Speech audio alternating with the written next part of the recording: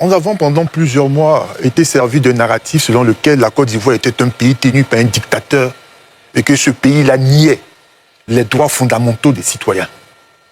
Pendant plusieurs mois. Mais pendant qu'on tenait ce narratif n'était pas forcément tenu au sein d'un salon ou des plateaux de télévision, c'était à des meetings, de très nombreux meetings. Cela veut dire qu'on dit le contraire de ce que l'on vit. En une semaine, 2 importantes manifestations ont été organisées exprimant l'ordre démocratique en Côte d'Ivoire. Une grande marche, laquelle n'était pas la nouvelle, puisque le PDCI l'a fait sur le Latry et a fait même des tournées. Et ce dernier meeting tenu le samedi dernier clôture une série de meetings organisés par le PPACI. Comment est-on donc arrivé à dire, à faire croire à des gens que ce pays-là niait les droits fondamentaux des libertés publiques? Comment? Comment c'est possible? Première question. Seconde chose. Le contenu de ce meeting, clôturant la série des manifestations du genre dénommées Kokoko, nous permet de dire que l'on a fini avec un processus et l'on s'ouvre vers un autre processus. On a fini avec un processus parce qu'on est désormais en phase avec les siens, d'un point de vue du narratif, d'un point de vue des objectifs, d'un point de vue de la mobilisation. On peut donc passer à autre chose. Sinon, on ne clôture pas. Le but de l'opération Kokoko, c'était de pouvoir porter un message, faire adhérer des personnes à ce message-là, les aligner à l'ordre de combat ou du projet que l'on a en vue de passer à autre chose. Mais quoi donc? Laurent Gbagbo, ou le président Laurent Gbagbo, en s'exprimant devant ses militants et sympathisants, n'a pas manqué de les rappeler à l'ordre. Mais cependant, il va falloir regarder ça de très près, parce que pour moi, c'est très important. C'est vrai qu'il n'y a pas eu de jet de pierre. C'est vrai que le samedi dernier, il y a eu une marche, mais il y a eu de la violence verbale. Il y a eu tellement de violence verbale que leur leader est obligé de les rappeler à l'ordre. Il cite « Je n'ai pas apprécié que vous dites « On va installer Gbagbo, Petit Mossi, rentre chez toi ». Lui-même l'a repris, donc je suis en droit de le reprendre. Et on est en droit de regarder ça de très près. Ces militants, nombreux, ont scandé, chanté cela, avec conviction, avec engagement et détermination, comme si c'était un mot d'ordre, une chose dans laquelle ils doivent pouvoir travailler à son exécution. Mais qu'est-ce que cela fait ressortir? Il ne faut pas banaliser ça. Cela fait ressortir, c'est l'idée selon laquelle celui qui gouverne la Côte d'Ivoire n'est pas ivoirien, que c'est un étranger. Et on les traite de petits, donc avec mépris.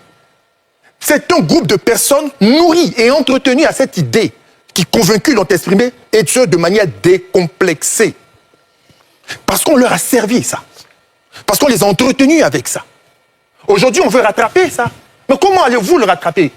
Quand les gens sont intimement convaincus qu'ils sont dépossédés de leurs biens par des personnes qui sont des usurpateurs.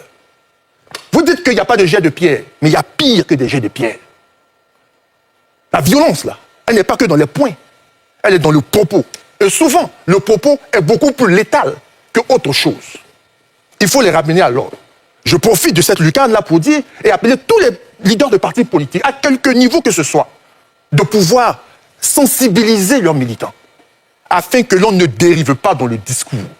Deuxième chose, qui pour moi est tout à fait importante, c'est que j'estime pour ma part que lorsque on est dans cette démarche qui consiste à dire aux gens il faut refuser le 4e mandat, mais et le 3e que l'on a adoubé ou que l'on a consenti, parce qu'on a bien vu le président Laurent Gbagbo se mettre au garde à vous devant le président Alassane Ouattara. Il faut qu'on soit logique. Quand on est allé à l'élection en 2021, à la signature de celui dont vous dites que le mandat est illégal, est-ce que ce n'est pas une reconnaissance de son statut et du pouvoir qui lui revient? Il faut être logique. Quand vous dites que vous voulez dialoguer, vous voulez dialoguer avec qui? Mais avec celui qui est au pouvoir, donc vous le reconnaissez? Donc vous reconnaissez le 3e mandat, mais vous ne reconnaissez pas le 4e mandat. Sur la base de quoi donc? Sur la base de son intime, son conviction, de son ressenti, ou sur la base du droit? On nous demande que le droit soit dit, mais il y a une seule organe dans notre République, une seule institution qui a mandat de pouvoir interpréter la loi constitutionnelle. C'est le Conseil constitutionnel. C'est donc on doit pouvoir s'arrêter aux interprétations, aux frustrations des uns et des autres parce qu'on n'a pas dit comme je voulais, mais à ce moment, on ne s'en sortira jamais. Je dis pour ma part que, Terminé. Et je termine avec ça, nous avons donc à craindre ce discours-là, xénophobe, qui est porté par les militants et qui est tenté d'être recadré par leur leader. Il faut pouvoir travailler à ça. Et ce, à tous les niveaux. Parce qu'ailleurs, tu entendras autre chose qui est tout aussi dangereux. Donc il faut travailler à ça. Parce qu'aujourd'hui, on entend petit Mossi, rentre chez toi. Demain, ça peut être petit Touareg, rentre chez toi. Ou petit Sénégalais, rentre chez toi. Ce n'est pas la Côte d'Ivoire à laquelle on veut adhérer et celle que l'on veut construire. Docteur Deroussimi. D'accord. Moi Réaction. je pense que, d'abord, je veux saluer la ténacité de ces militants. Là. Parce que là, en moins d'une semaine, ils ont fait 2 activités. Ça demande quand même de la capacité mobilisatrice du parti. Voilà, ça c'est le premier élément. Le second élément, c'est la discipline dont les militants ont fait preuve. Bon, il n'y a pas eu de personnes égorgées, comme il a dit, il n'y a pas eu... Mais aussi, j'ai apprécié le fait que les opposants, ou du moins les militants du parti au pouvoir, il n'y a pas eu de heurts entre eux et les jeunes qui ont pris part à ces manifestations. Alors, Laurent Gbagbo, pour moi, c'est un combattant, et il le demande, puisqu'il est biaisé dans ses droits. La BCO dit qu'il n'a pas fait de braquage, on dit qu'il a braqué. On prend une amnistie pour des actes et lui, il n'en fait pas partie.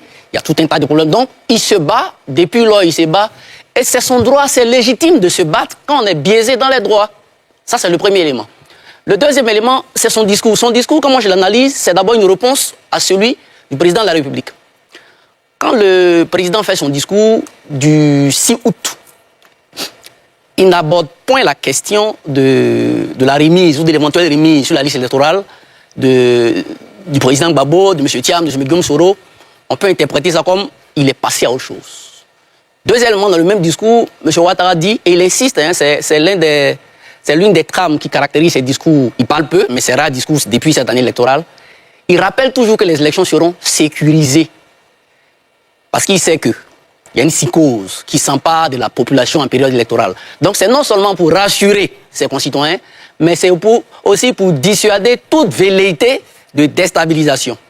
Troisième élément, il dit, dans son discours, c'était un discours qui était laconique, il a dit, dans quelques semaines, nous irons aux urnes.